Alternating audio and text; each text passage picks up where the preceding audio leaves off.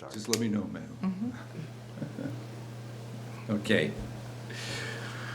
Well, good evening and welcome to Millis's MBTA 3A Advisory Committee's first meeting.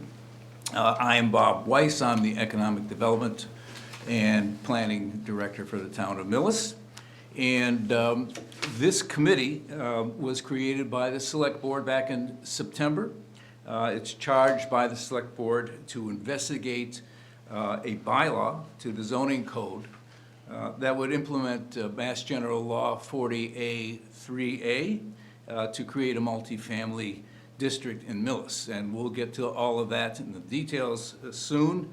Just want to quickly go over our agenda tonight. We'll start out with some introductions of everybody on the committee.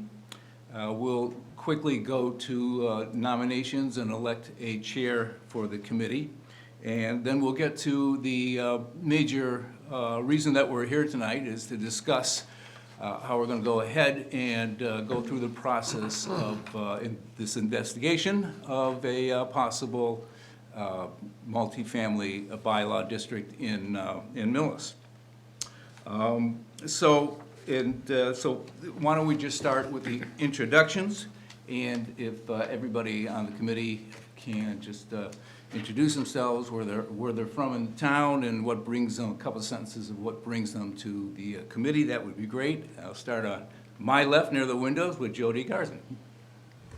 Hi, Jody Garzon. I've been in Millis about 12 years. I originally started on the Cultural Council when Madeline was chair, and then I became chair. And I've been on the Finance Committee for several years, vice chair, chair, vice chair. So I've been doing that for a while. I'm in real estate, commercial and residential. We've done some development, so I do have some knowledge of, dealing with zoning issues. Was involved as a community activist in Lynn before we moved to Millis, so I just thought this was an interesting committee to try to work on how we can add some housing to Millis, because I have two boys, 21 today and 25, and it would be nice if they could afford to live in Millis one day. Hi, I'm Madeline Usna. I'm the Executive Director of Millis Community Media. I've lived in town almost 30 years and have covered many town meetings involved with planning and zoning, and have been very interested in this new phase that the town is looking at, and so I was very interested in joining the committee, and so I'm glad to be here with everyone else. Hi, I got a mic. Can you bring up the committee introduction slide? Could you not hear that? No, there's a slide allegedly. Put up a slide, a committee slide. Oh. There we go. There we are. Yeah. Very good. Okay. My name's Craig Schultz. I'm on the Select Board. I've lived in town for almost 30 years. Finance Committee for about 25 years, 23 years, I guess, and then Select Board for the last 2. My name's Wayne Carlson. I'm a land surveyor. I've lived in town for over 75 years. I've been the local surveyor. I've been on multiple boards over the years. I don't remember them all. Recently, I just got off of the zoning board, and I'm still practicing as a land surveyor. My name is Owen Salerno. I guarantee I am the newest Millis resident here, as I just moved here a month ago. My wife and I and our son moved from Lynn. Work for an architecture firm that does a fair amount of multifamily housing projects in the city and outside, affordable senior housing, kind of you name it. So through that, I've just developed an interest in understanding housing and zoning policies, and then since moving here, I've wanted to get involved and hopefully make an impact on the community. My name is Jeffrey Jermajian. I'm a real estate broker at ERA Key Realty in Millis. My father started a real estate business at that same location in 1968. I took over that business in the 80s, and I continue to practice real estate today. I reside in Hopedale. I have 2 daughters. also both in the real estate business, and was asked if I would be interested in serving on the committee, and I am, because I'd like to pay back. Millis has been a really good place to work, and I appreciated everything that, all the benefits that I have gotten from that, and I'm happy to give back. My name is Dan Merrican. I'm a civil engineer. I own Legacy Engineering, an engineering company here in town. I do a lot of work, design and permitting projects in town, in Millis, and in surrounding communities. So I'm just here to offer my experience with zoning and contribute as much as I can. Great, and I see Rick's iPad. Would that be Rick Barrett? It is me. Okay. Hi, my name's Rick Barrett. I'm the fire chief here in Millis. I'm also a lifelong resident. I wanted to be on the committee because I want to make sure and help out how this would impact the community and also better prepare our community for this sort of impact. Great, thanks, Rick. Nicole Riley is the 9th member. I believe she is somewhere in the building. I know she has some things going on right now, a personal thing, so hopefully she'll be able to join us. So with that, I think what I'd like to do is open the floor for nominations, and for you folks to feel free to self-nominate for the chair. I don't think we need to go beyond chair or vice chair unless, to go beyond chair. We could go to vice chair and clerk if the committee wants. We do have somebody who will be taking minutes, so I don't know if it's not necessary to have a clerk, but certainly we need to have a chair. So if anyone would like to self-nominate or to nominate someone else for chair, this is the time.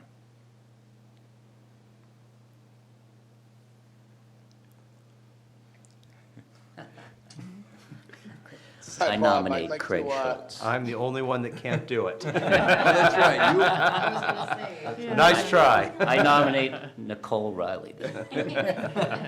I did not ask Nicole if she was open for it, although we could, I don't see any reason why we cannot nominate or elect Nicole, and hopefully she'll walk in and be surprised. So, unless there are other nominations? I don't know if we should nominate somebody who's not here. I mean, we always joke about that, but, Jody's done it. yeah. I'll nominate Jody then. I'll second that unless Jody objects. That's fine. All right. I guess we should remember, it is not a permanent committee. Yeah. And Yeah. there will be but 6 or 8 meetings, something like that. So if you can take it on, that would be great, and we'll have a vote. That's fine. Okay, and so what do we do here? I have not done this before. I guess all in favor of Jody Garzone as the chair of the MBTA 3A committee, say yay. Yay? Yay. And all opposed? All right. Well, congratulations. Or my condolences. And I guess you should at least have a microphone and Turn it over to an the- agenda, and you can introduce the, I don't have an you can agenda in front of me. introduce the Was next there- part of it's this? not on. Do we have agendas? No, there's not an agenda in the Okay. file. You guys have an agenda over there? You can delegate Bob to do all the introductions. Well, actually, the Yeah. next part is Yeah. just that. Yeah. So the next part would be just to introduce our consultants, which is the Metropolitan Area of Planning, and then we can tell Nicole she's just been nominated, she's just been. Yeah, you just got out of being nominated as chair. I didn't feel it was appropriate to nominate you while you weren't here, but I was the only one. You were saved by Greg. Thank you. So is that why you stuck me in the middle? No, it's because I wasn't gonna sit there on the off chance I got nominated. Well, I'm very But Jody, sorry. Jody was here, unfortunately for Jody, but fortunately for you, and so she's the chair right now. all right. Jody, you So- will be fabulous, Chair. Folks, why don't we hear from our consultants at MAPC, and if the three of you can introduce yourselves, and we'll get to the get to the meat of the matter here.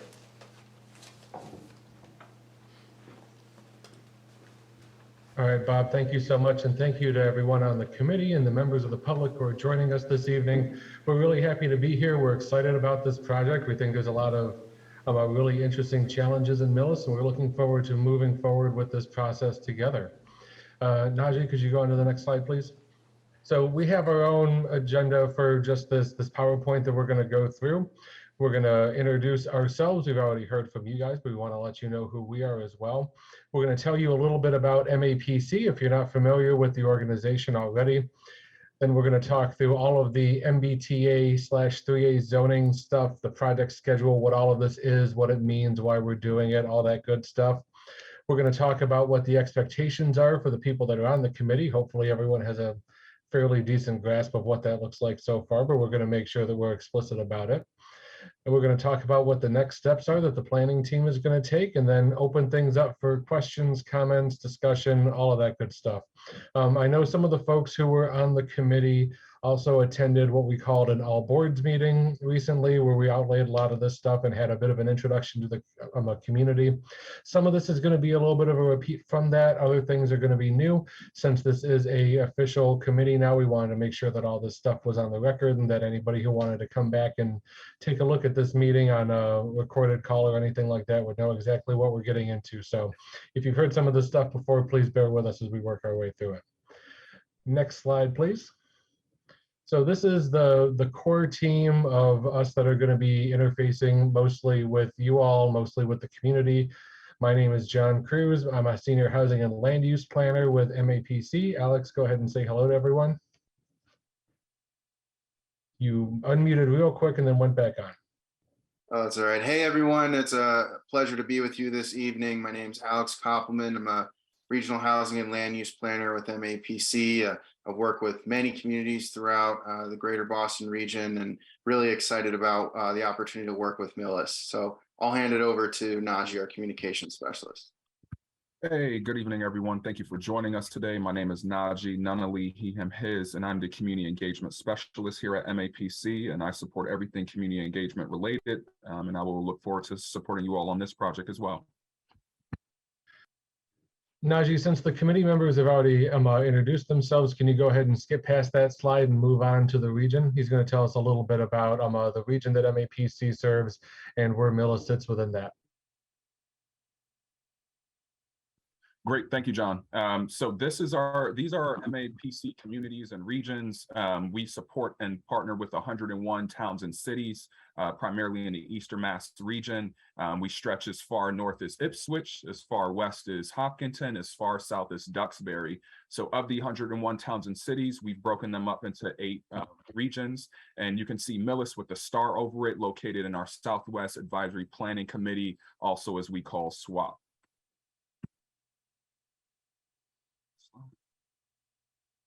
This is an illustration of pretty much in a nutshell what exactly does MAPC do.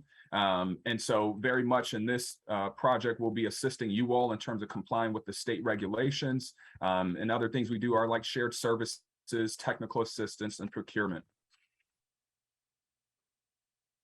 This is another illustration of all the departments for MAPC and the ways in which we support different communities. So you can see on here community engagement. You can also see housing here. So we have a variety of communities that all have a bunch of different functions, but we very much function in unison to support all of our communities like Millis. And I will pass that over to Alex.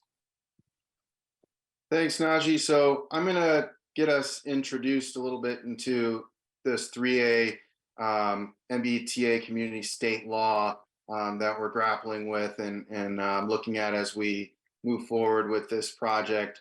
So as was mentioned, the town of Millis has hired MAPC as a consultant to help the town look at the possibility of zoning to be in compliance with this new state law.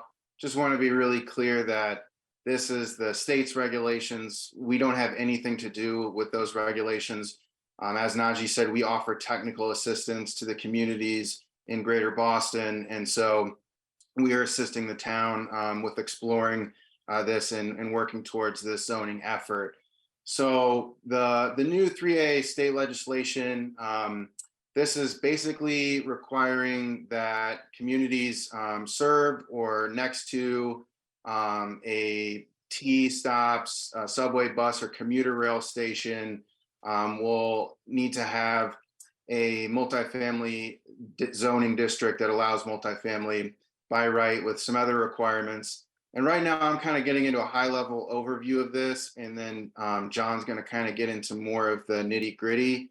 I'm sure that you will have many questions about this, and I encourage you, as any questions come to mind, maybe just jot them down. We've allocated lots of time after the presentation to do a full questions and answer session. So if any questions do come to mind, they may be answered at some point in the presentation, but please do make note of them as we plan to have that discussion. So again, this is the MBTA Community 3A state law. So these different zoning requirements to comply with that state law, they vary by how the state has kind of classified different types of communities. And so that's kind of how requirements are going to vary for different communities in the region. So Millis is considered an adjacent community, and we'll talk a little bit more about that in a moment. But essentially, what we would need to do to comply with the state law is to allow multifamily by right, and that's going to have to be of a certain size and meet other standards and thresholds. So for timing purposes, the town plans to submit basically a very simple action plan that will allow Millis to be in compliance for now. But the expectation then would be that this zoning would be passed, which would have to be approved at town meeting by December 31st, 2024, just to give you a little bit of a sense of the timeline for looking at complying with 3A. And if we just go to the next slide, I mentioned that the state has classified Millis as an adjacent community. So you can see the map that the Department of Housing and Community Development, DHCD, who's kind of administering the state law, has put out there to show the different classifications for the communities throughout the state and our region. And so you can see Millis is in that slightly darker shade, yellow, and classified as an adjacent community. So believe that would be because Millis is adjacent to Norfolk, which has a commuter rail station. Then we go to the next slide. Wanted to just include this statement that comes directly from the Massachusetts Department of Housing and Community Development about why the Commonwealth is pursuing this effort through this new state law. I think many of us understand that housing is extremely expensive in the Commonwealth, and a lot of people have referred to this as a housing crisis. It definitely affects all communities in Greater Boston, the rapid increase in the price of housing, and that has all kinds of impacts on our communities. So as Massachusetts continues to grow, the state feels that it's a priority to address that in some way, to really ease financial pressure on low and middle income households, and look at also the impacts of housing on our economy and the state's competitiveness with peer states. So I just wanted to give a little bit of background context about what DHCD has said about the state law. But if we go to the next slide, I wanted to talk a little bit about some of the benefits for Millis in looking at possibly complying with 3A. So the first thing is that this can be a really good opportunity to address the local housing need that the town has. A housing production plan was completed in 2017 that really identifies the needs of various sectors of the community in terms of housing. And so when we're looking at creating a multifamily zoning district, this can result in having a greater variety of housing options.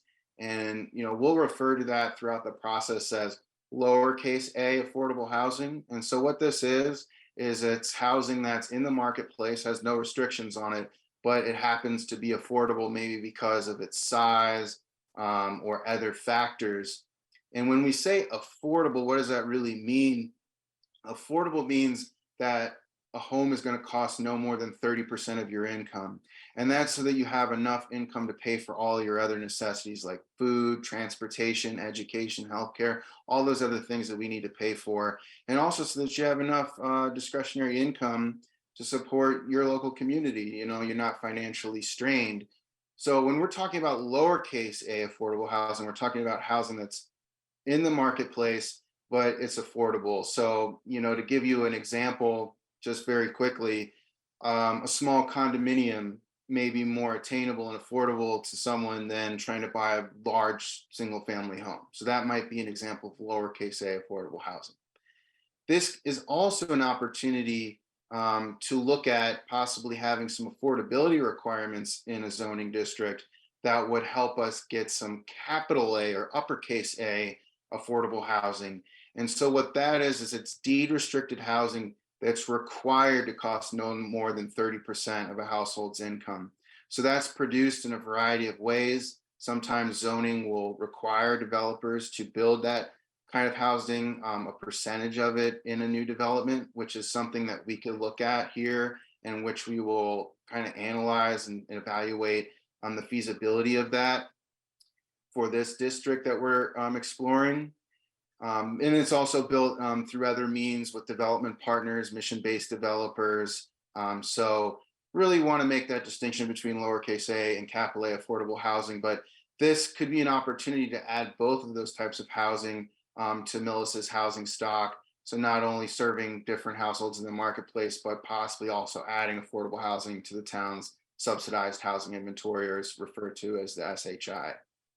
The other thing that a multifamily zoning district can do is it can support the local economy.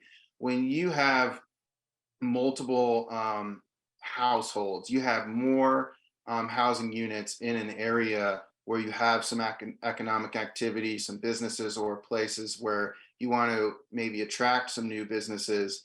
Well, that increases spending power and it ensures businesses that exist in the area or who may be looking to locate in the area that they're going to have a reliable customer base.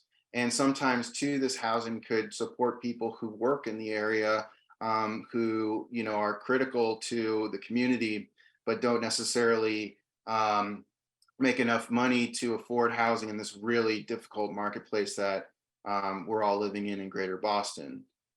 And then the other big piece of this is the state has said that compliance with 3A is going to be required to be eligible to receive housing choice grants, other capital grants, and the MassWorks program, which provides a really big chunk of funding to communities that want to address infrastructure upgrades and all kinds of different things. And they've also indicated that whether a community is looking at complying or not is going to be considered when the state is making other discretionary funding decisions. So not all the details are out on that yet, but from what the state has said, which we followed closely, it does appear that 3A is going to be a really big factor in terms of state funding. So I'm sure that's generated a lot of thoughts and questions. That's kind of a high level overview of things, but I'm going to pass it over to John now, who's going to go into a little bit more detail about 3A. Thank you so much, Alex and Najee. What we're looking at are a handful of different requirements, and this is a high-level overview. When we get into the weeds further on in our discussions, there's some other things we'll have to be mindful of, but these are the most important things that we need to consider. The zoning has to allow for 750 new homes to be built by right, and this would allow for an increase of approximately 22% more households than what Millis currently has. This does not mean that the homes are planned, that they will be built, that they aren't still subject to things like site plan approval or architectural standards or any other types of building standards or regulations the town has. It just means that they have to be allowed to be built somewhere in the town by right without obtaining a special permit first. This district, it can be more than one district as long as one of those districts is at least 25 acres. But the requirements from the legislation and from DHCD talk about needing to have a acceptable size, acceptable minimum size, and that minimum size is 50 total acres. So we could have potentially one district that's 50 acres, a district that's 25 acres, and a couple other ones that are smaller than 25 to get to that number. So we have a little bit of flexibility here in how we approach this. We're also going to need to zone for a minimum gross density of 15 units per acre. And even somebody like myself who does housing planning and policy stuff for a living, it's not always easy to just throw numbers like that out, and it's like staring into the matrix and being able to see what's going on. So this 15 units per acre is a little bit abstract. What we're talking about is going to be largely things like what we call missing middle housing, which are housing options that include condos or townhomes. And it's this middle space that exists in between the mid-rise and high-rise type of apartment and condo buildings you see in more densely populated urban areas, and then the single-family homes that dot the landscape of most of the communities on the edge of the MAPC region, Millis included. So Najee, if you can bring up the next slide, this shows a little bit of what I'm talking about. When we talk about missing middle housing, it looks like a lot all kind of stacked in here. Of course, it wouldn't exactly look like this. This is just some examples of different types of housing: duplexes, fourplexes, triplexes, townhomes, courtyard buildings. And we'll do a lot of work as far as figuring out how to get the right mix of density that's going to work for Millis. So that way we're not completely changing the character of the town. That's not the goal here. We want to be able to find ways of satisfying these regulatory requirements while still keeping intact all of that beautiful New England small town character that people love, and is a big reason as to why folks move there. And I'm sure there's lots of people on this committee that can say, yeah, I like it here. It's the sort of environment, the vibe that I'm going for. And we're not here to screw that up. We're here to make sure that we can talk to everybody, come to a consensus, and figure out the best way to comply with this regulation and not get rid of that town character that everybody loves so much. Going on to the next slide, please. There's some cans and can'ts with this different 3A zoning. And just so everybody's aware, the committee name is what it is. We're going to use MBTA zoning and 3A zoning kind of interchangeably, the same way somebody might say, I'm waiting on my tax forms, or I'm waiting on my 1040s, or something like that. So things that we can't do with the 3A zoning are we can't have any kind of age restrictions on there. So for instance, we can't require that they be senior developments or anything like that. The regulations say that the homes have to be suitable for families with children. So that means we're going to need to allow for a certain unit size to go into this, and we can't have any age restrictions on top of it. We also can't zone anywhere where there are environmental constraints. And so for instance, we can't just say, well, we're just going to zone the swamp and call it a day, because of course no one's going to build on top of the swamp. So that gets us around the regulations. We can't do anything like that. And we're going to get a lot of information from DHCD that tells us kind of where we can't put things. But swampland is a part of it. If there were any kind of other environmental constraints that wouldn't work. If the town was, had some kind of mountain or cliff or something like that, we wouldn't be able to include those things either. Any kind of public land, institutional land, or readily available open space can't be included either. So this would include the town hall, the library, the schools, any sorts of universities, public works facilities, stuff like that. This doesn't mean anything that is publicly owned. And the reason why I bring that up is because there's a bit of a policy in Millis where the town will buy up properties for redevelopment opportunities and seek those out after acquiring site control. Sites like that would still be allowed to be included because they're not institutional functional buildings. So if the town had purchased a series of homes or an old farm or an old strip mall or something like that, those are the types of things that we could absolutely include, even though the elementary school and the town hall and things like that are things that we could not. The things that we can do are on the next slide here. And we have a lot more flexibility than a lot of the other communities that are subject to these regulations. Because there isn't a train station, we're not subject to any of these quote minimum station area building requirements that a lot of the other communities have. So next door in Norfolk, they're going to be having to build a certain percentage of their district around that MBTA commuter rail station. We don't have that. So what we're going to be looking at in Millis is trying to see where in town this can fit.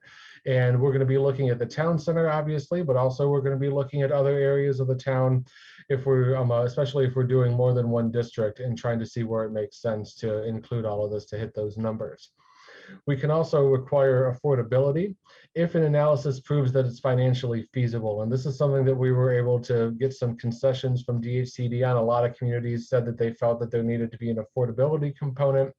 And the concern from DHCD is that the communities would make these affordability requirements so strict that it would be a substantial hindrance to development, and it could effectively kill the process. So we can have an affordability component and say a certain number, I think up to 20%, maybe it's 10%, 10 or 20% of the units be affordable. If we do that, we have to do a financial feasibility analysis to show that this is something that could be built, would be built, and it's not going to say that developers are just going to take one look at the regulations and turn the other way. We can also create districts that satisfy multiple requirements. So a 3A district could also be a 40R district, and there's a handful of other options that we could look at as well in order to achieve some other levels of state compliance and try to get those numbers up on the subsidized housing inventory. We can also create varying levels of density that allow for the 15 gross units total. And so what that means is that the average gross density for the project needs to be 15 units per acre. If we wanted lower density in some parts of that district and higher density in others to balance that out, we could certainly do so.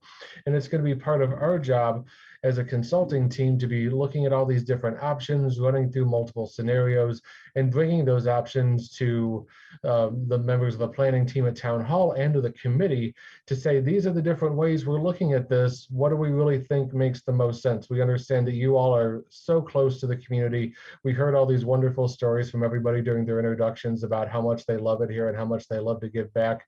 We understand that you all are the ones that really have your stethoscope on the pulse of the town, and you guys really have a good idea what your friends and neighbors are going to say, yeah, I can live with that, what they're going to say, I would absolutely never support that. And we want to get to yes on this entire process and get to the point where everybody involved feels as though we've reached a point where we can say, you know what, even if it's not my perfect ideal for what I would do, if I could wave my magic wand and just make something happen, it's a solution that we can all live with. And I think that that should be the lens in which we're all viewing this project moving forward, is trying to get to that consensus between what we see on all the data stuff, what you guys see on everything relating to what the community will support, and then of course all the things that need to be done to get this past a town meeting. So we have to make sure that the district works, and we have all these different regulations as far as what we have to pay attention to and what we can include and what we can't include. So the big question that suggests is, well, how on earth are we going to do that? And of course, the last thing that we would want to do is to get something taken care of, figure out what we think works really well, and then have there be some kind of weird snafu with the regulatory review. So what DHCD has done is they have made almost available. We've gotten some previews through some webinars and stuff like that for how all of this is going to work. And Najee, if you advance the slide, I can show you some of what that looks like.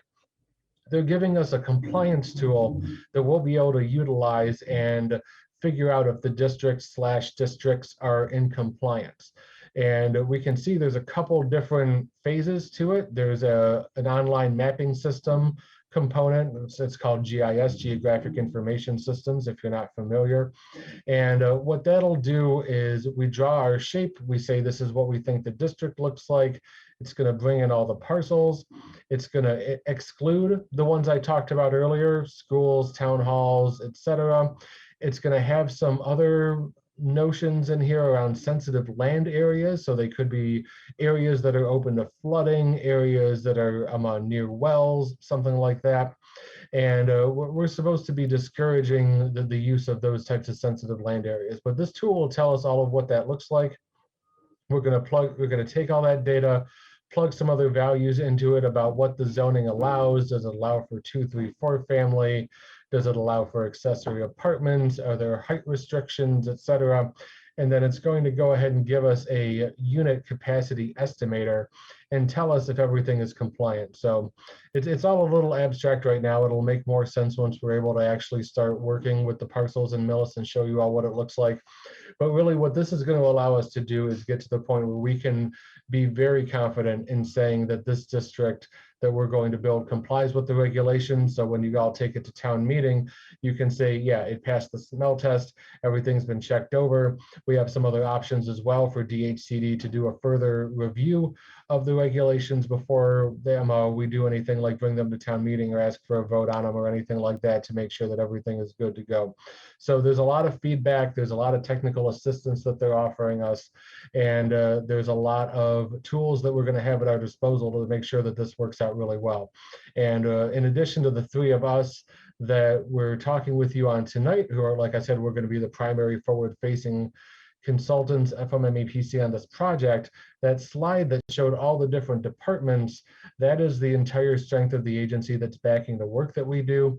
And included in part of that is we have a huge data services department, we have a huge analytical services department, and if there's anything in here that doesn't make sense or that we need a little bit of help on, we have a lot of people that we can just walk over to their desk and say, hey, can you help us figure this sort of thing out? So rest assured, it's not just the 3 of us trying to tackle this problem ourselves. On to the next slide, we're going to talk a little bit about what this planning process looks like. And we have these 4 big buckets where us and the town and the advisory committee are all going to be working together. We're going to be looking at the data side. We're going to be looking at all the public outreach and communications and community engagement.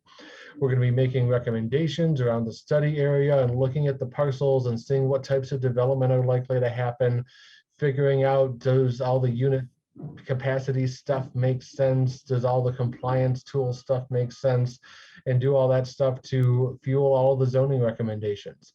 And at the end of it, we're going to have a deliverable of the draft zoning, some communications materials, and have everything so that it should be set up and ready to go. And our goal for that is going to be in the summer, but we're going to get to the timeline in just a second. And I'm going to hand it back over to Najee, and he's going to tell us a little bit about everything with the community engagement effort stuff and all the process timeline stuff. Great, thank you, John. So this is all of what this project is all about in terms of community engagement. So as you can see here, from a general standpoint of what MAPC's is around community engagement is comprehensive stakeholder analysis and resource mapping, messaging and branding development, facilitation and plans for public meeting focus groups. And as we start to focus it down in terms of the community of Millis, we're looking at multiple public engagement efforts and several focus groups with key stakeholders. Some stakeholders are going to include some renters, it's going to include the planning group, it's going to include the overall municipal, the general public. All data gathered from these efforts will be synthesized and incorporated into the final deliverables. All engagement efforts will be designed to gather key pieces of information learned about the experiences from residents and provide needed information and educational materials to stakeholders.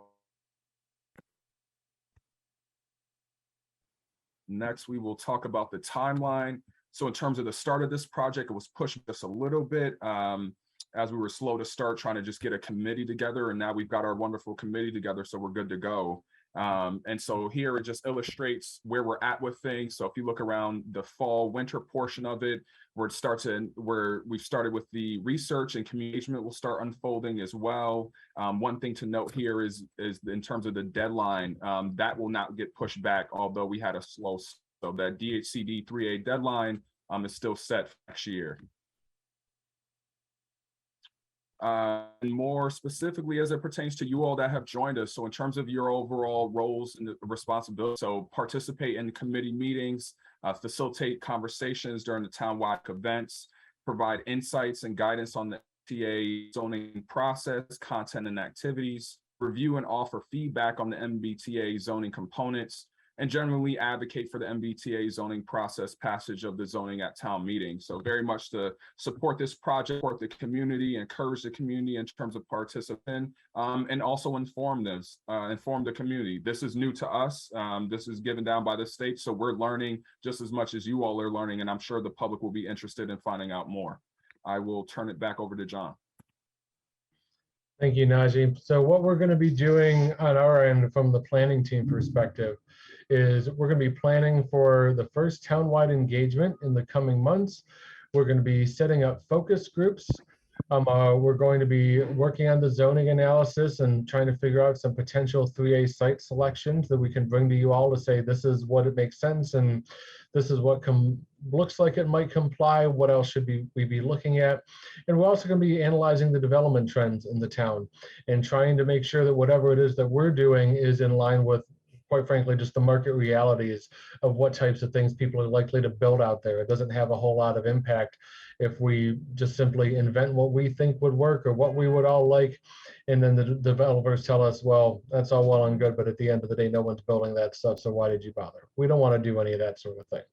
So this is going to be the next sort of short-term stretch goals on our end as we start finishing up our first deliverables. We've been doing a lot of reviewing of background material. We've already started looking through the town zoning and seeing what we can understand out of all of that sort of stuff. And the engagement are going to be the next really big pieces that are going to involve everybody here and hopefully all of your friends and neighbors as well. And I'm talking to the members of the public as well who are joining us. I can see your names on the participants list. I'm hopeful that you'll all be ambassadors and help support this project as well. With that in mind, that is everything that we have for our presentation portion of things this evening. We're really looking forward to hearing your thoughts, your questions and comments. And I just want to reiterate to everybody on this call, it is truly our job and our pleasure and our duty to make sure that we are doing the town right by going through this process with you all.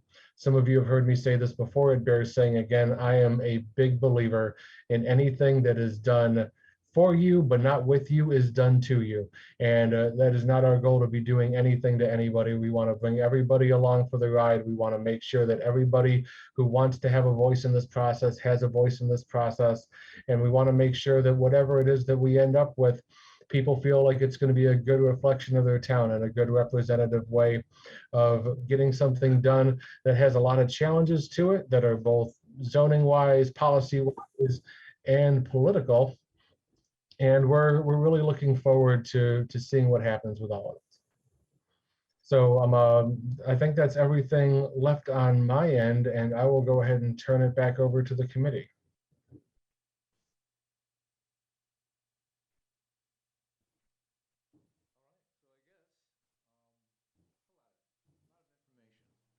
So let me ask, you must have some questions.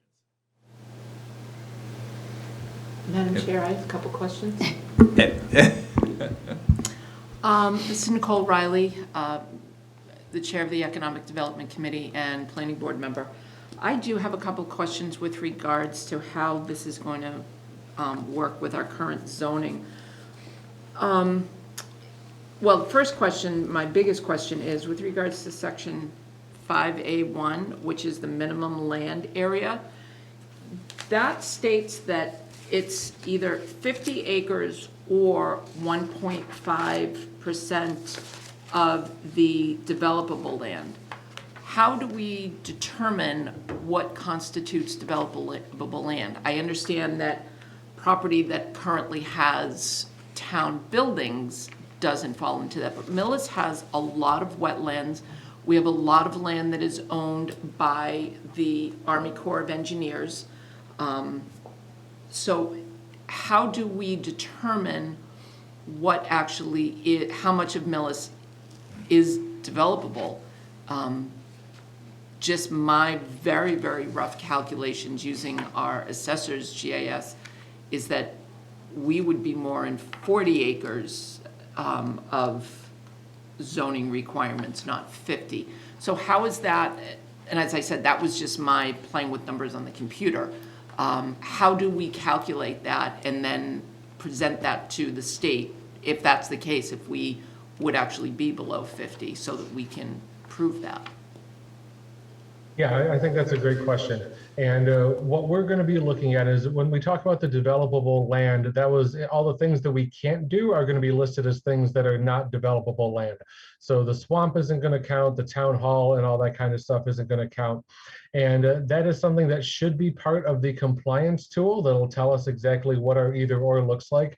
However, we're certainly going to be taking a look at that and seeing if it's possible to reduce the size of that district as part of this process. It's been a little unclear from DHCD what exactly that is going to look like. And what they've told us is that they're really hoping to get this compliance tool out to us before Thanksgiving. So I'm hoping in the next week or so, we'll have a little bit more answers on what some of that stuff looks like, because we're living a little bit in a gray area of ambiguity for what they want. And if we think that it makes sense to be able to say the developable land gets us only to 40 acres, and that is what we'd like to pursue because it makes more sense for the makeup of the town, that's certainly something that we've thought of and something that we're open to. For right now, we haven't done those calculations, so we don't feel comfortable coming into a public meeting and saying, yeah, we think it's going to be 40 acres or 45 acres or whatever it might be. But that doesn't take away from the fact that that's a good point and an excellent question, and it is something that our planning team is looking at.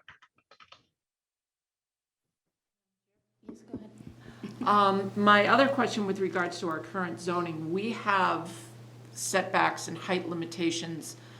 Will we be able to incorporate our current zoning setbacks and height limitations within these districts? Or will it be like with a 40B where a developer is going to be able to push it through the state as to how they want it? With our current setbacks and height restrictions, you may not get, I don't know if you'd actually, I'm not a builder, so, but I don't know if you can get 15 units on an acre with a 2.5-story height limit. You're right. That's certainly part of the challenges. And part of that compliance tool that we showed a quick screenshot of earlier has things that are the parameters for inputs that talk about what are the setbacks, what are the height restrictions, things like that. And once we plug all that stuff in, it'll tell us how many units comes out of that with the geography size that we have. So to answer your question, yes, we will be able to have standards such as heights, setbacks, architectural standards, things like that are all okay. It's just making sure that whatever we do, we might have to adjust the numbers a little bit to get to the mix that's legally required here. So, and this is going to vary throughout the Boston region where communities are taking a look at this stuff. We're going to be seeing some communities that aren't going to have to do a whole lot other than maybe changing a zoning district that already exists to say instead of by permit, it's by right. I think some of those public hearings are getting underway before the end of the year. Here, we don't have any of those zoning districts. So we're going to have to see what from the current zoning, especially if we're looking around the town center where we have that RV, RCV zoning, to see if any of that stuff would still make sense to keep the existing setbacks or if we're going to have to change them any. We may have to make some decisions as a committee around if we want to keep setbacks a certain way or if we want to modify the height restrictions in order to get to those numbers that we need. So as of right now, it is something, again, that we are hypersensitive to, something that we are considering. We will be able to set those requirements and be able to keep them in place. But for right now, we don't know exactly what they're going to look like. Excellent question. Just so we can see people better. Oh, yeah, Thanks. yeah, there we go. Thanks, guys. Point of information to the chair. as you all know, the development on Main Street in Midway, just over the town line on the left, that's 190 units, and that density is 15. So if you extrapolate that out, if you took that project up there times 4, or 400%, that's what they're asking us to build. Just so you have an idea of what you're looking at for size. But I do have a question through the chair to one of you gentlemen. From the assessing point of view, on 40B housing, we cannot charge full assessment to the folks that are in that section. Does this have that type of a caveat on the housing that we cannot charge the full 100%, so if the rest of the community has to pick up the cost? That would be through the Department of Revenue. I don't know if you have a contact over there or not. Sure, no, that's a very fair question. I haven't seen anything in the regulations that address how the property can be assessed. We will definitely take a look at that and see if there's anything that's coming up. That's an excellent point. That's something that we'll take a look at for sure. I don't think there is though. Alex, have you seen But anything? also note that complying with the 3A state law is creating a zoning district. It's not requiring you to actually build anything or go through a permitting process to build something like 40B.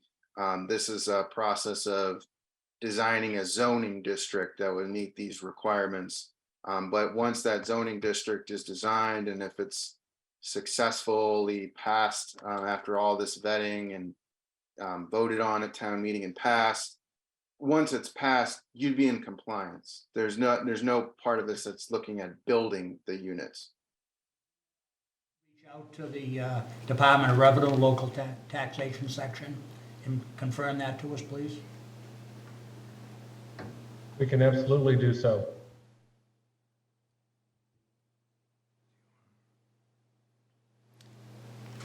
I have a question. Our biggest issue is right now sewer capacity. Allegedly, we're at 105% on paper. If everything is built out that is pending, we probably drop into the 80-85% range, someplace in there. Around 80. Yeah, so, which is 300 or 400 homes total probably, I think, at that level, when I was looking at the math. Maybe a little bit more, maybe a little less, but it's not 750, let's put it that way, yeah. Is there any consideration for the fact that we're not gonna be able to easily acquire, and it's not through lack of effort, we have to find somebody who will sell us sewer capacity from another town to get any more sewer capacity at our plant? So is there any consideration for that? It is something that's considered, but again, I just say that we're not actually talking about the town building these units. It's a zoning district that would allow for that to happen. And if there were any issues with sewer, a developer may have to build a wastewater treatment facility or something like that. But that's kind of all the nitty gritty of coming when, something is actually being looked at to be developed. But again, this process is just simply dealing with the zoning. To the chair, a question on zoning. If you have a zoning, a single-family district, which most of our town is, with the exception of the RV district, and we change that from a single-family to a multifamily, overnight, most of the town would double in size as far as zoning requirements or zoning capacity. Would that meet the regulation? Or Well, the new laws? I would first say that it's really uncommon for us to recommend changing a single family zone to a multifamily zone, and I wouldn't think that our analysis and process would lead towards that. So, basically, we're going to be exploring where it would make sense to look at a multifamily zone. I don't think it would make sense in a single family area that's zoned single family. We're going to be looking at where's the existing infrastructure, where is the existing activity, where does the public support this? So it's going to be a long road to thinking about where it might go, where it might be zoned. But I could say pretty confidently that I don't believe it would lead to rezoning a single family zone. Not the zone in the entirety, of course. As you mentioned, most of the town is single family. So what we'll likely have to do is some kind of overlay district that encompasses some of the town center, some of the areas adjacent to the town center, maybe some of the other properties as well. Some things that may be, for instance, zone single family, but maybe there's farmland on there or something like that. So we have a lot of different ways that we're doing it. We're not just gonna, for instance, say that one of your residential districts, well, we're just gonna amend that and allow it to be multifamily and call it a day. It could theoretically comply, it just doesn't make a whole lot of sense to do so. And I can't imagine that it's likely to pass town meeting either. So we're gonna be really cognizant of all of the things that we need to do in order to see what are we going to do for this that has these sorts of minimal effects on this town.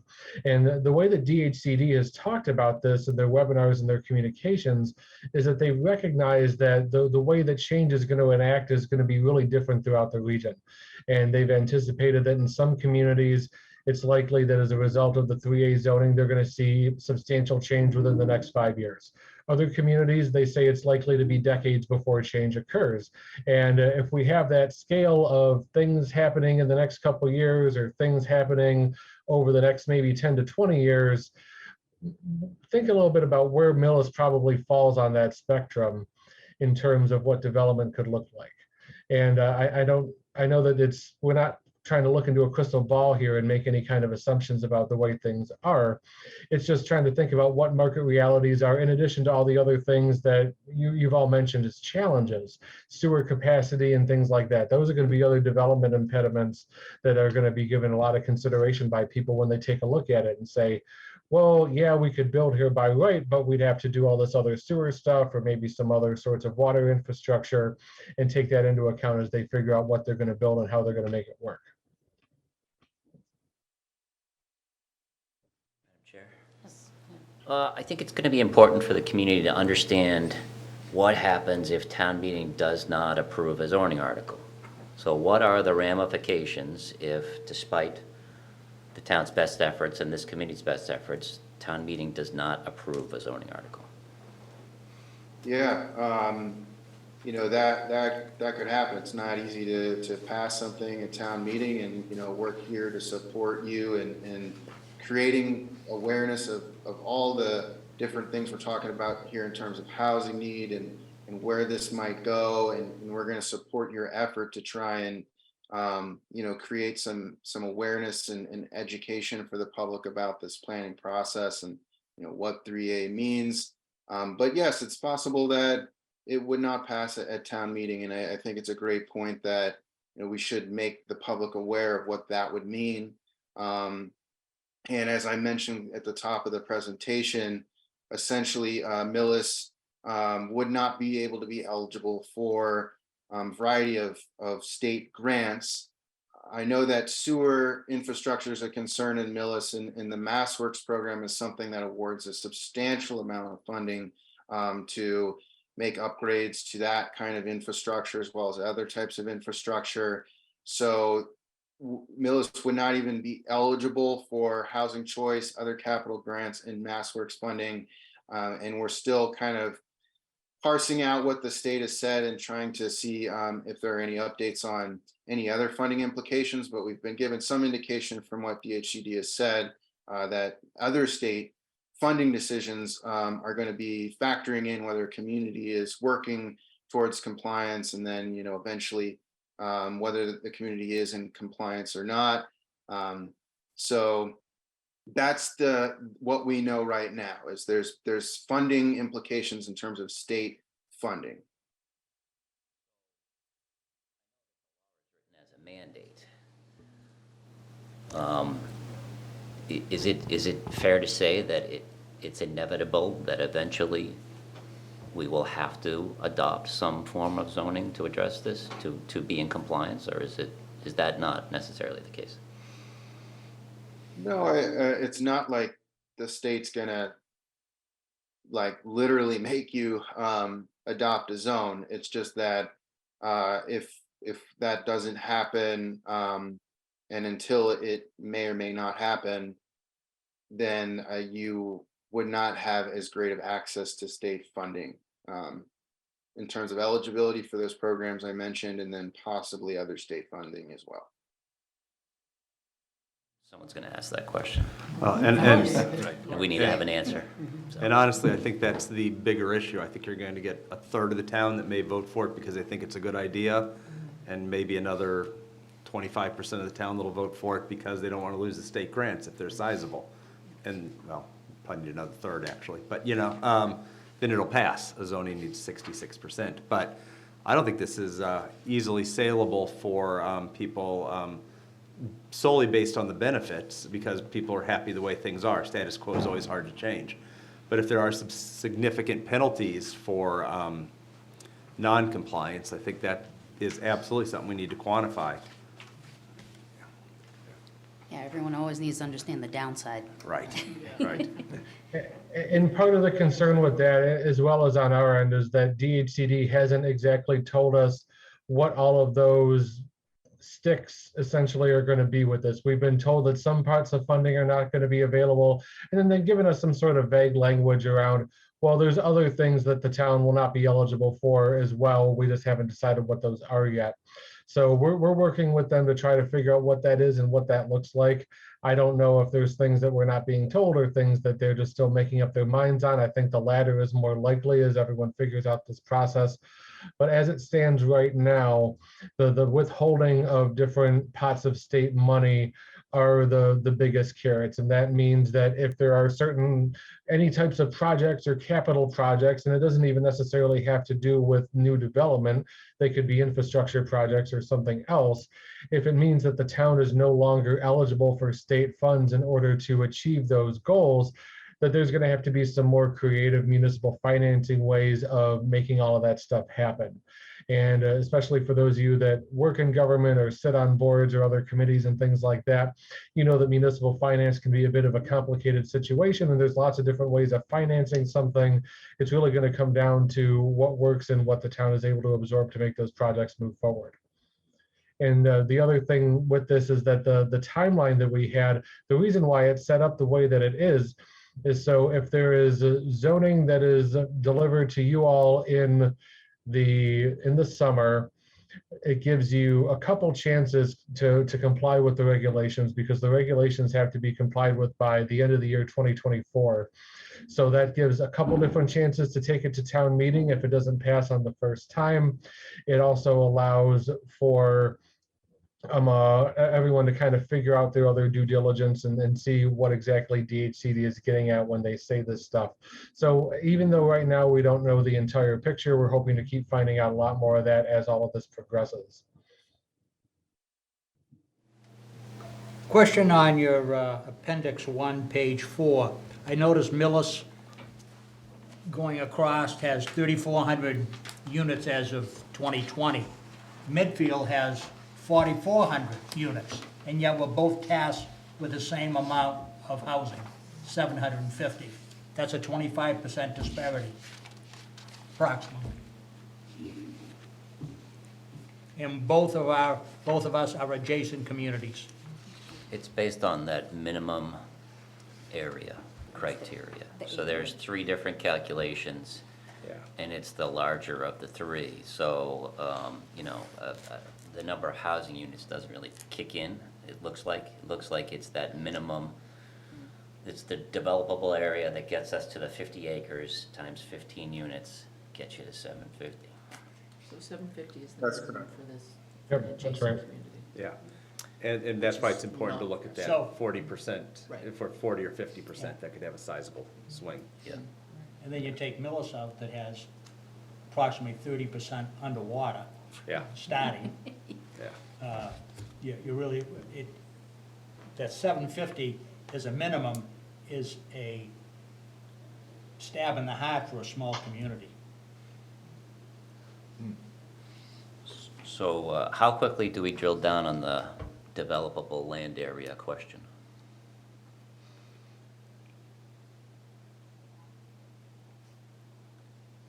we'll make sure that we reach out to DHCD and get an understanding of what their developable land area definition is and how it applies for a community like this. So we'll be doing everything that we need to understand that and make sure that moving forward, it's exactly what it should be and that we know exactly what the compliance numbers look like. Because I agree, there's a lot of concerns there, and it's a substantial number of units. It's more likely than not that those units will be developed over years, if not decades, as opposed to within the next 5 years. But we're going to be doing some analysis on our end to kind of see what all of that stuff looks like. Yeah, I mean, again, we didn't set these standards or requirements. The state did, and we're here to help you interpret what those requirements are and work towards compliance, because that's what the town has asked us to assist with. If along the way we find that these requirements can be lowered for any of these different factors we've been discussing, like developable land, we have some line of communication with the state, and if we find that in Millis's case it's possible to lower those thresholds, we'll absolutely look to do that. But we're going to be working with you to try and find something that the public supports, that will meet requirements, so that you can continue to be eligible for these different state funds, and do something that the town's going to be happy with, that supports your housing goals. Madam Chair, Yes. this is a curiosity question, and you gentlemen may not have the answer to it, and it may be one of the many odd quirks that the state has come up with in this program. But looking on the map that you showed of all the MBTA towns, the town of Avon is surrounded on every side by a commuter rail town.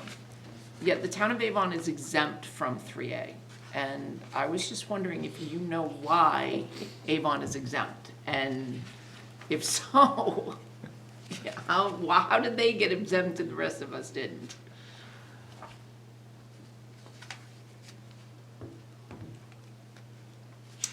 That map you showed on like the third or fourth screen, I looked at it online, and Avon, it is bordered, 100% of its borders are up to communities that have commuter rail. And as I said, Yeah, you I may not mean, have the answer. I really don't know, but it's a valid question, so that's something that we could look into. Can answer that question. At our town meeting, we had to vote to go into the MBTA when it was formed. First, it became a state institution, but then each town, to get into it, we had to vote for it at town meeting. We voted to go in it. But at that time, the indication was that we could vote to get out of it. We tried to vote and get out of it, but they changed the state law and said, once you're in it, you're stuck. So I think, to the answer to this lady's question, is that town was probably better thinker than we were.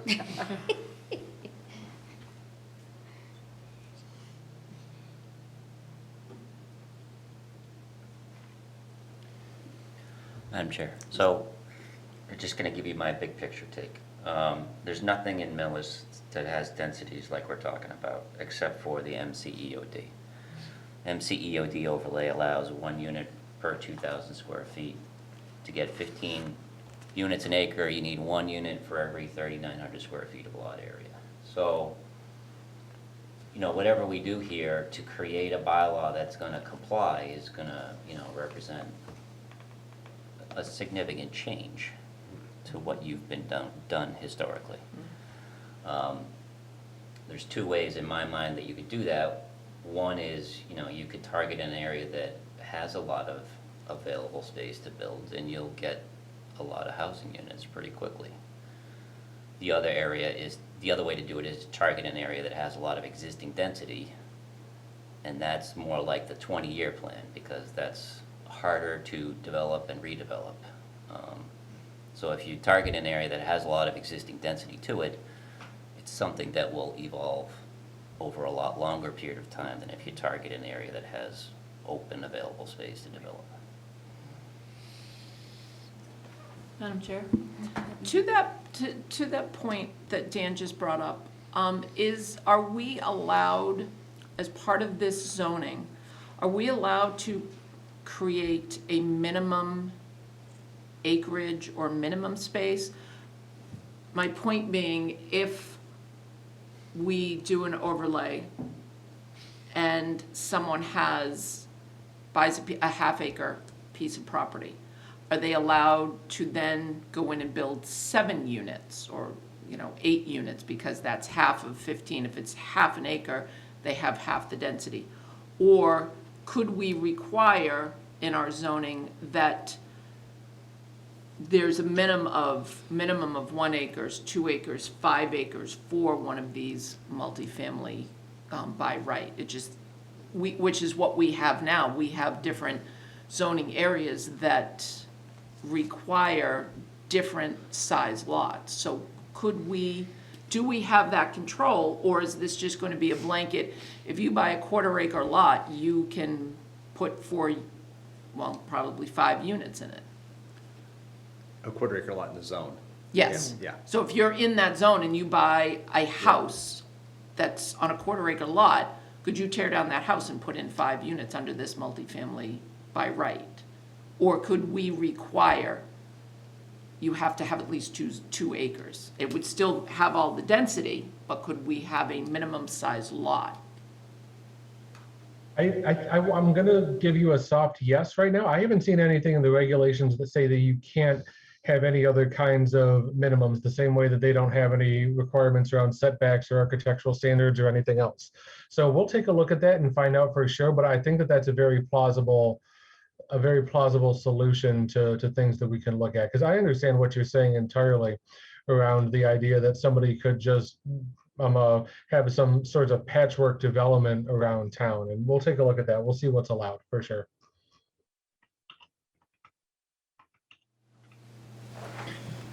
Question, but to that end, part of what MAPC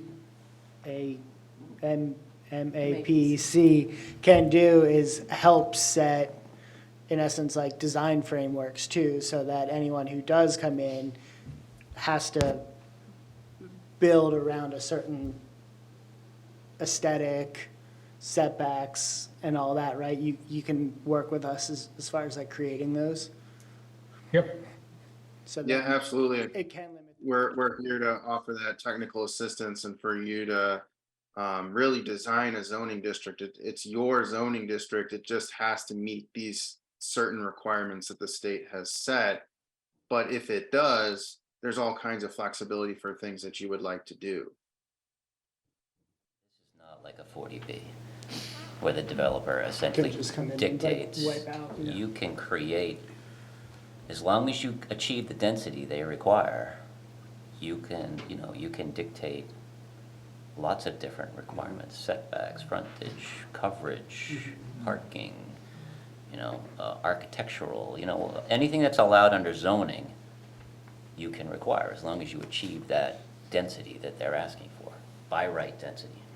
And we will still have zoning, planning board review of those other requirements. And, Yeah, we may need to change absolutely. our zoning bylaw on that, because our site plan review presently is a special permit, which is not by right. Right. So we may need to amend the site plan review provisions to say that, for certain kinds of projects, it's not a special permit, it's just site plan review, which is basically a quasi-administrative type of review process.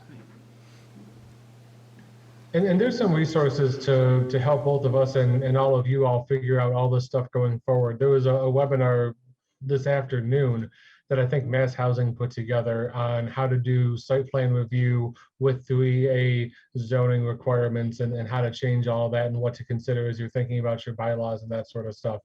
I will see if they have that recording online or are going to post it online, and if I can find it, I will certainly let all of you know.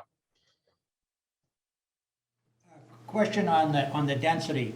As I said, I went up and spoke with the folks in Medway, but I also spoke with the folks in Medfield, and they're looking at the density and they're giving a larger area.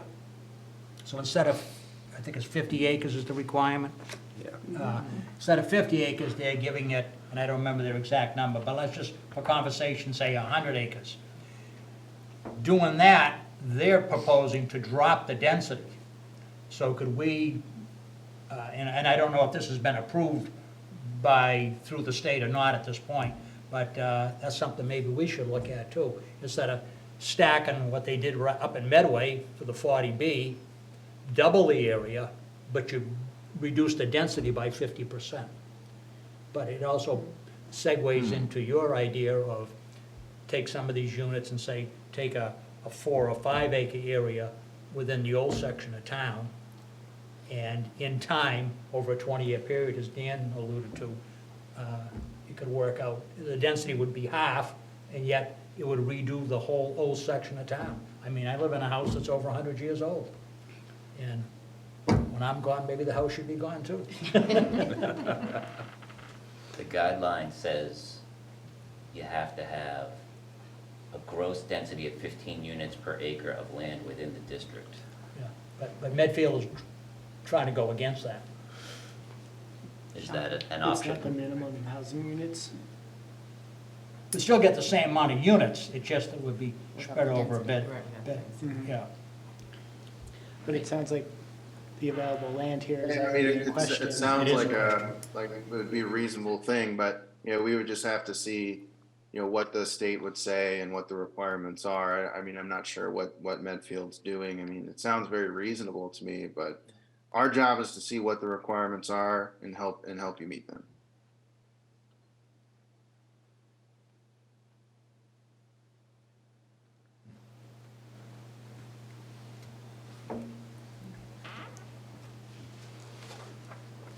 All right.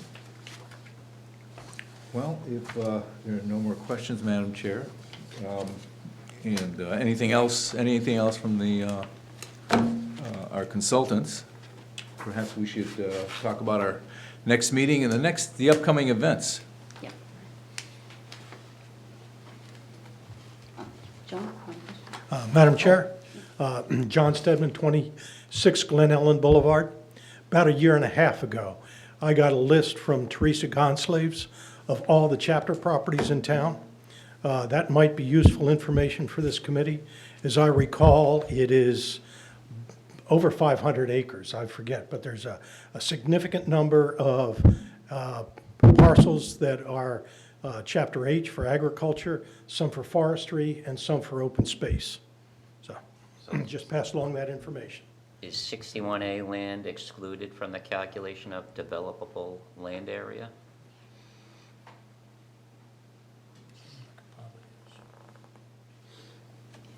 I don't think we have an answer on that right now, so we will take that home for homework and give you an answer on that next time.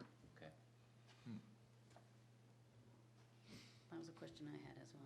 Yeah, because, I mean, it's not conservation restricted. It's land that could be developed if the town doesn't exercise its right of first refusal.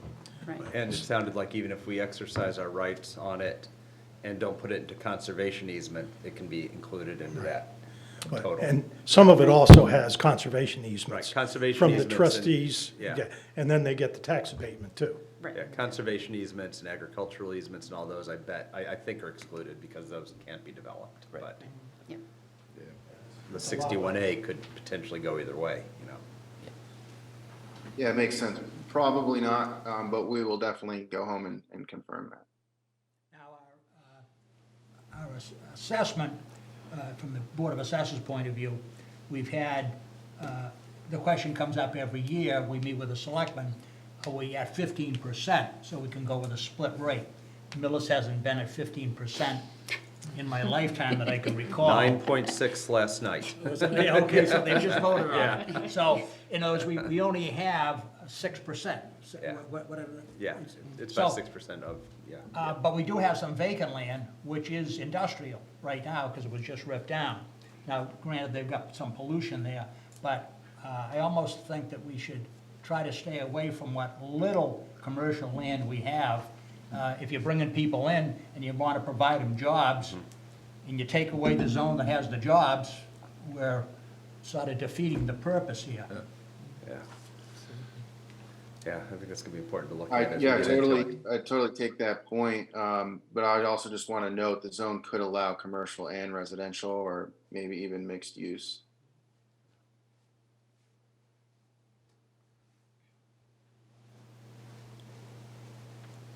Yeah. Next, Make a motion to adjourn? no. I think we should. Not yet. Not quite yet, but keep that on John, we gotta cue. know when we're gonna come back. We have a couple of events to talk, that would be coming up in the next month. I think we're gonna be meeting with we talk about some focus groups, I believe. Yeah, so we're going to be putting together a couple focus groups. One of them is going to be with developers, as we talked about before, wanting to make sure that everything that we're doing is going to be in line with the realities of the market and what the market will support. So we're not throwing out any kind of pie in the sky stuff that doesn't make any sense for this town. And we're going to be having a conversation with a lot of the different town staff as part of another focus group as well, to make sure that we're giving conversations with all the departments that interface with the permitting process, the building process, the review process, to make sure that we have all the information that we need to really make sure that all of our, T's are crossed and I's are dotted, and that we're doing everything the right way, and that we really understand what the process of development and permitting looks like in Millis, so we can make educated decisions and recommendations moving forward for you all. The other big thing is we want to put together a big public forum sometime soon. That'll be a large public event where we can interact with the community, talk through some different options, see what people like and dislike, and where they're going to be supportive and where they're skeptical and things like that. And we're going to be putting that together maybe late December, maybe early January, kind of depending on how quickly we can get things moving, how much notice we want to give people, what the calendars look like, folks go out of town for the holidays, all that sort of stuff. So I know it's kind of a tricky time of year to figure this sort of stuff out, but those are the other things that we're going to be working on, in addition to all the other sorts of analytic information with everything that we have moving forward. And Bob, I don't know if you have anything on your end as far as times and dates that for sure are not going to work, or any sorts of recommendations on where we should be thinking about this. I started looking at that today, John, and I believe Wednesdays are pretty open in terms of space. We don't have too many meetings scheduled going forward. I know the select board is meeting, the next time they meet is on a Tuesday, not a Monday. And we don't have too many committees that meet on Wednesdays, so Wednesdays are pretty good going now. forward towards the end Yeah, of the until year. finance committee. For now. Finance? Yeah. Oh, Finance committee is Wednesdays. Yeah. But we probably won't meet until January. Yeah. Probably January, February. Yeah. Okay. Yeah, we'll have our tri-board, Yeah, but then we that's- probably won't meet again. That's up in the air again, from what I understand. I just put it on the calendar. I did too. That's where you made your mistake. Yeah.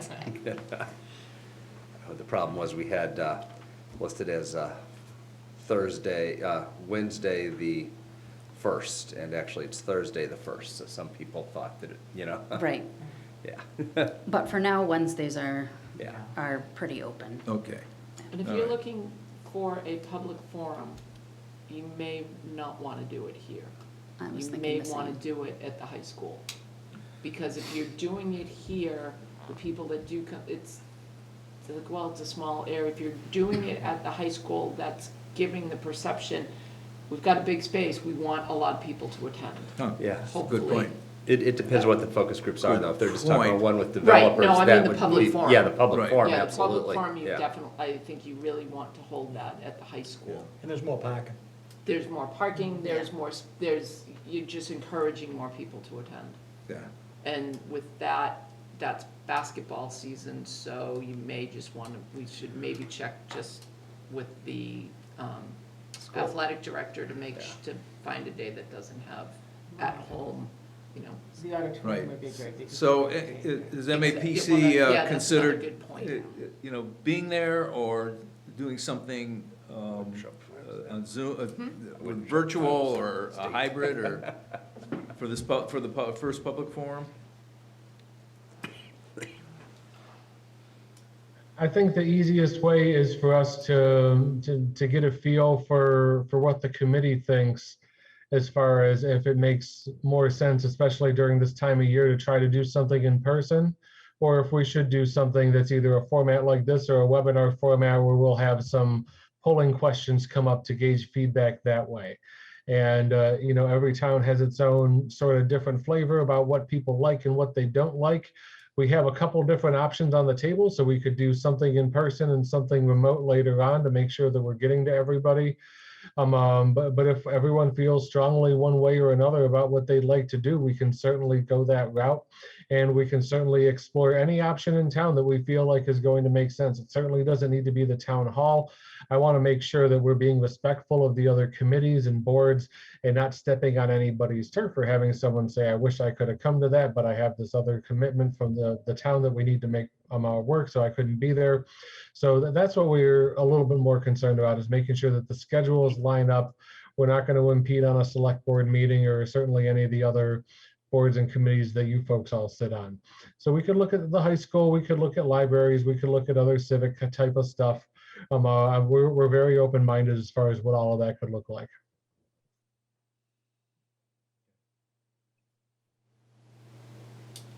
Okay, so if we do an in-person one, I can talk to see what's going on at the high school, get a feeling of, you know, who's got, there's a tri-board going on, so we'll see what we would be competing with and trying not to step on anybody's toes. And I Makes believe sense. winter sports tryouts are the week after Thanksgiving.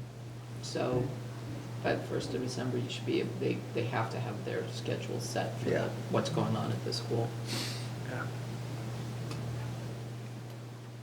All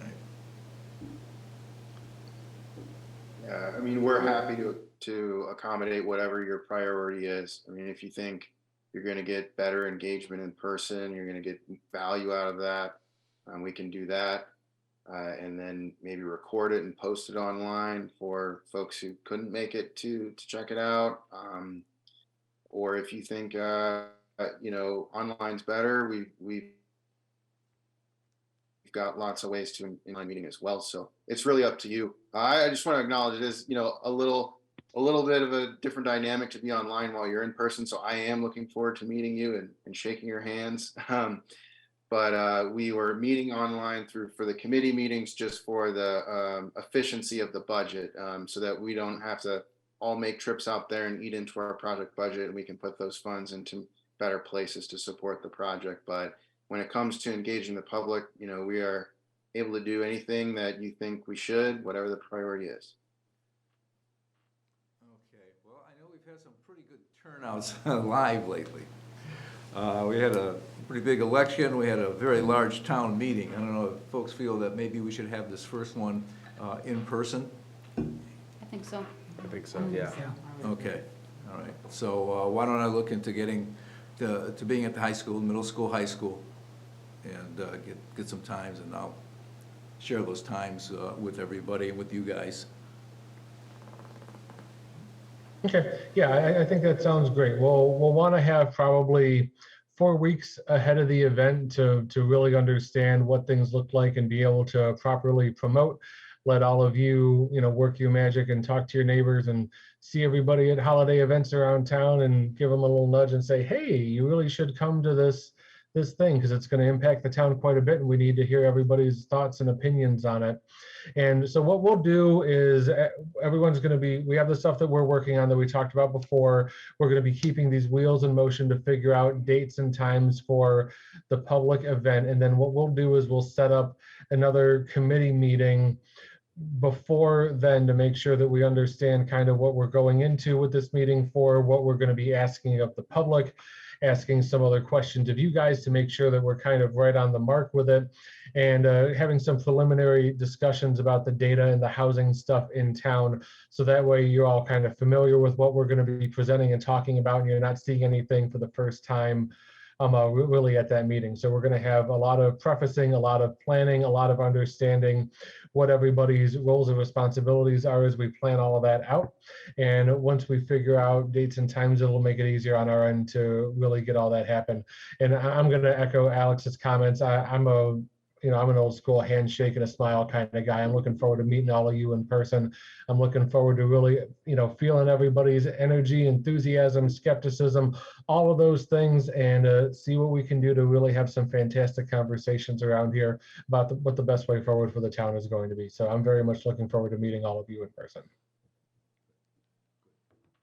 I think if we're gonna have a meeting with the public, I think we need to have a few more meetings at our level. Yeah. Because I've been to thousands of meetings, I'm sure Dan has too. The first question is gonna come out, where are you putting this?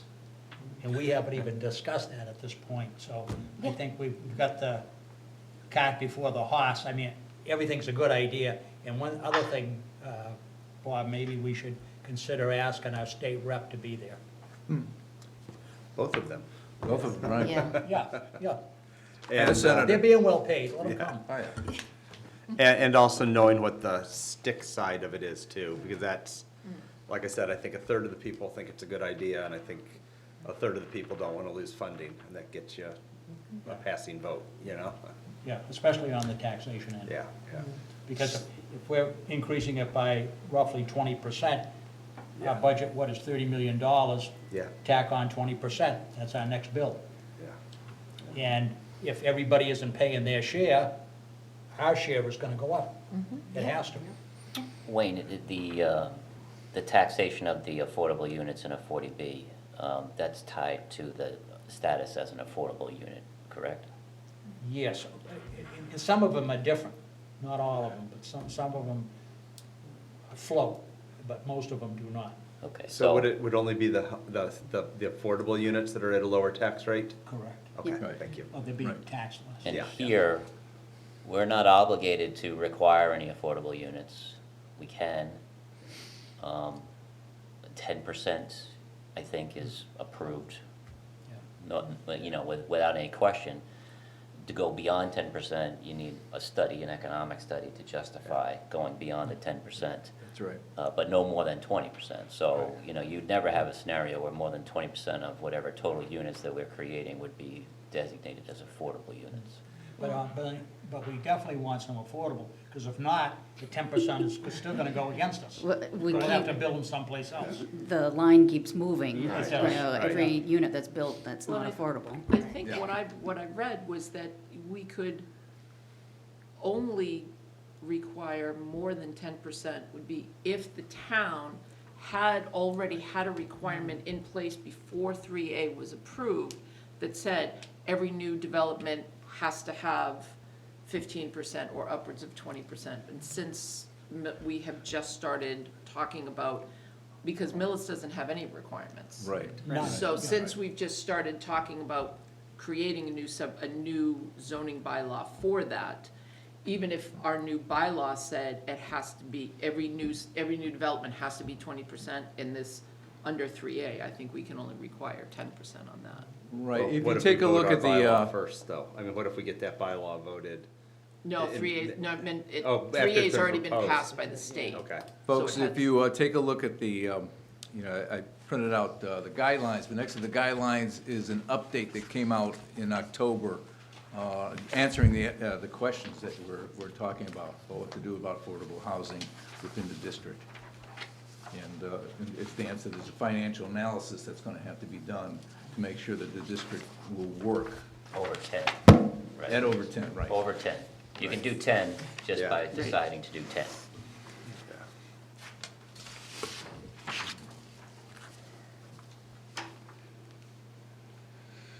Because the reality Yeah, is we're gonna and get stuck with the 10 as a guy. part of the project, we're gonna be doing some financial analysis to see what would be feasible to require. And that's what the state would wanna see if you went over the 10%, that it would be financially feasible.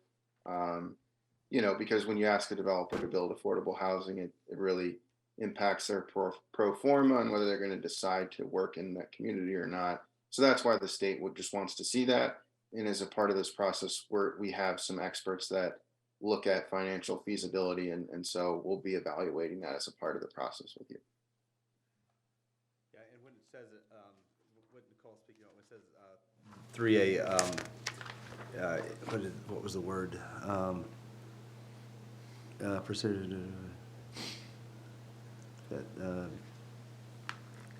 Enactment of Section 3A, is that by the state or the town? Because we haven't enacted it on the town level yet.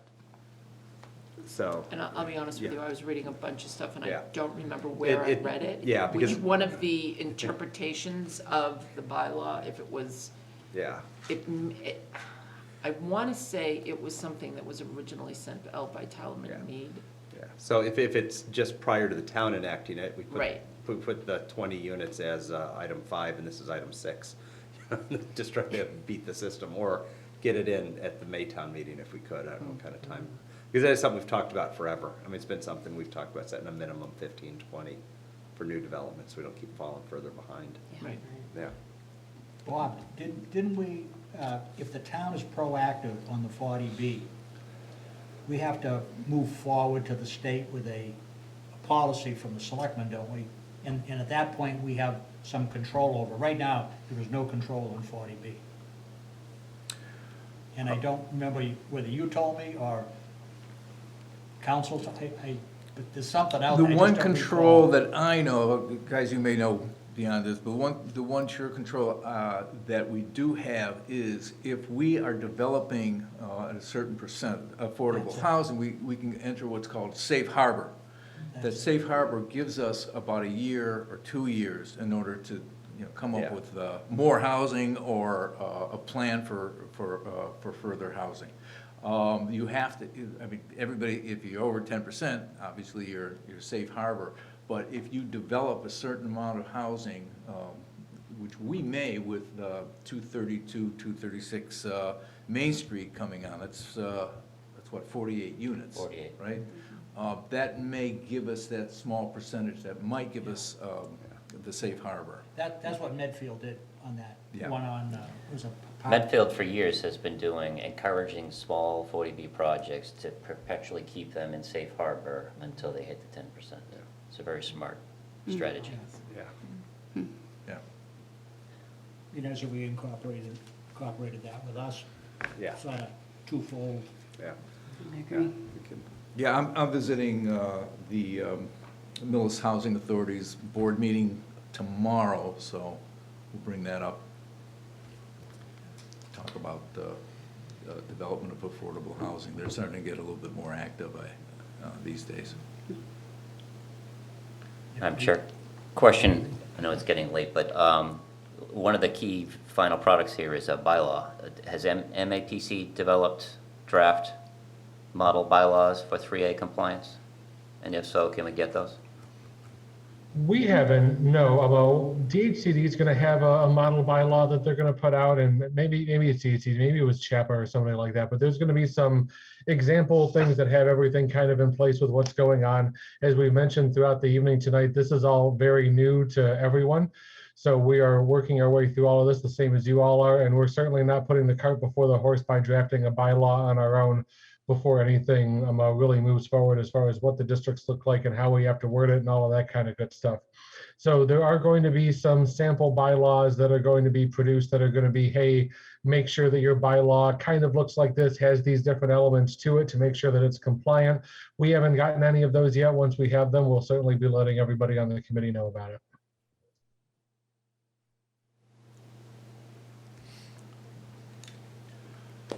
Right? So do we want to set a next meeting? Our next, so we did say about our next meeting, you were suggesting at MAPC that we do this previous to the public event? And we'll be talking about. We have to have one more, Yeah, we have to have one meeting more, before yeah. the public forum. Yeah. We have to know whether it's 40 acres, 50 acres, we got a lot of Right. items that we need to Yeah. come Right, in 'cause looking like we- we know yeah, what we're doing. it's- We have a lot of questions. We need to get some, unfortunately, it sounds like DHCD has a lot of things in here that they haven't decided, yet they've already started that clock running Yeah. a while ago. But we need to find out exactly what are the repercussions if we don't pass this? That's the Yeah. first thing we have to tell people, not just, okay, there are certain grants you may not be eligible for. And then the next question is gonna be, well, have we ever applied for any of those grants? But is it specifically, is there funding, is there highway funding? Where they're saying, oh, there could be other funding that you would lose access to. If we stand up in a room with, whether it's 500 people or 5 people and say, we may lose money from Right. somewhere, Right. you're gonna lose people and say, well, yeah, no, I'm Yeah. not going for that. Right. And so I think we need to get those answers. How big do we have to do this? Right. What is the detriment if we don't? Because otherwise, we're asking people to come to a meeting and give them a lot of we don't knows, and then when we have the information, nobody's gonna come back. Oh, right. Right. And we should have some idea of, what type of area we're looking at. Right. Yes, Be able to people say, wanna know where. it's not gonna be the single family. Right, we're or not, right. Whatever, We're not gonna go drop this over 50 acres of single-family homes. Right. Where we should be looking at, have an idea. Right. So that we're presenting to people, instead of saying, where do you want it, and having 100 people there giving 100 options, My come neighbor's up with house. 2 or 3 plans to say, these are the things we're looking at, and get feedback from that. And maybe early January is gonna be too early. Yeah, I really think we're down the road 3 or 4 months. I mean, we're not gonna make this next town meeting, there's no way. No, it's not the next, no. it's not. No, they're looking at It's gonna be November November. We're talking about the It'll be next November. We're talking Yeah, a year a year from now, A year right, from fall. now. So keeping in mind the engagement for this process runs through the end of July of next year. So we're going to be wrapped up with all of this by then. We will have answers on what these minimum lot sizes look like. Part of the analysis that we're going to be doing is going to be some initial site selection analysis. So we're not, for instance, going to just put up a big map and say, tell us where you think this should be or where this won't be. We're going to have some examples for them ready to go by the first public meeting that says, these are some of the different areas that we're looking at in town that would be good fits, that would potentially comply. What do we like about them? What do we not like about them? And what types of development would we like to see here? So, to give this another analogy, we're not going to ask people what they want for dinner. We're going to ask them how they want their chicken cooked, if that makes sense. But So we're all of gonna that pick stuff- those areas. Excuse Or me? You're gonna pick them. We're going to talk about that. We're going to do some analysis on our end with the land and the zoning and the constraints and all that stuff, and we're going to develop some different areas.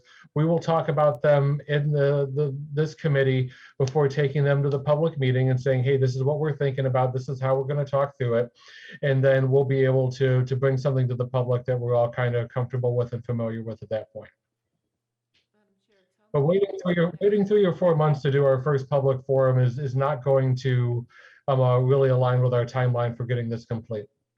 But it sounds like our next meeting should be after some of these questions, after MAPC has received the answer to some of these questions.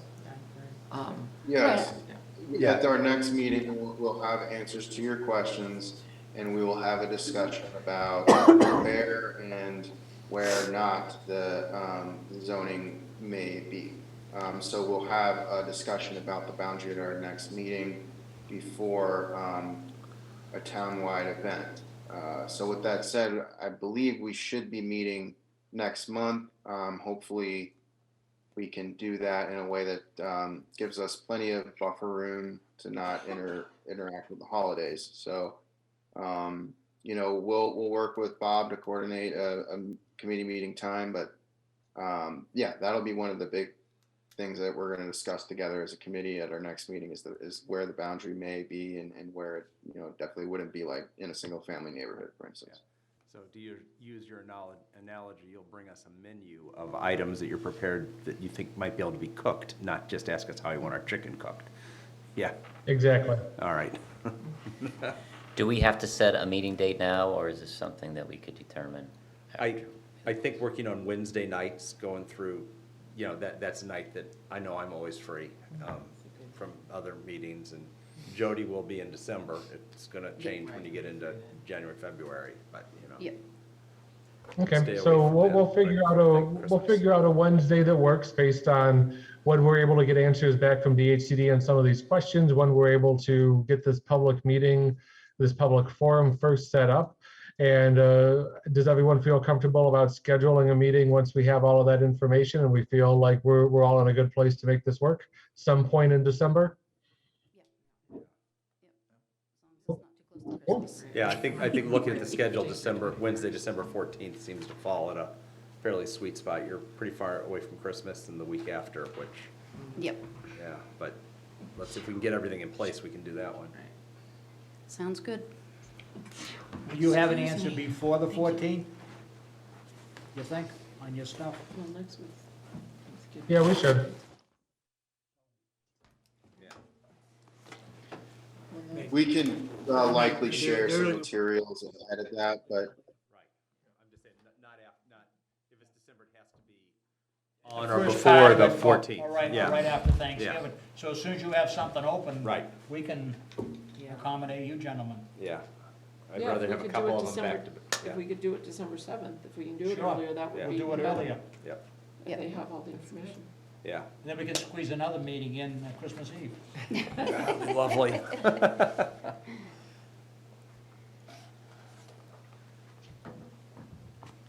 So we're saying tentatively, the 14th. The 7th or the 14th. Tentatively the Seventh. 7th. So 7th Do would be it even the better, 7th. yeah. 7th? 7th, I'm out. I can't be here on the 7th. Okay. I don't think. We're not doing it the 7th. The 14th. I said the 14th. 14th. 14th works for me. 14th. I mean, the works. 14th sounds reasonable. Yeah. 7th is closer than we think, I think. With the holiday, Yeah. definitely. I'm an expert at downhill falling, so you're asking the Yeah. wrong person. Yeah. All right, so we're gonna say maybe tentatively, we're gonna shoot for around the 14th and we'll confirm that with Bob. Yes. that sounds great. Okay. That sounds good. Anything else on the agenda we need to go over? No, Nothing else on I the believe order. that is it. Now you're up. no. It's up to Wayne from here. That was my job at the ZBA. I make a motion to adjourn. Second. It's been moved and seconded to adjourn. All in favor, please say aye. Aye. All right, our meeting is adjourned. Thank you very much. Thanks. And thank you, All guys. right. Thank you. Thanks, That's your everyone. 12 hours ago for Thank you so you. much, Thank you, gentlemen. everyone.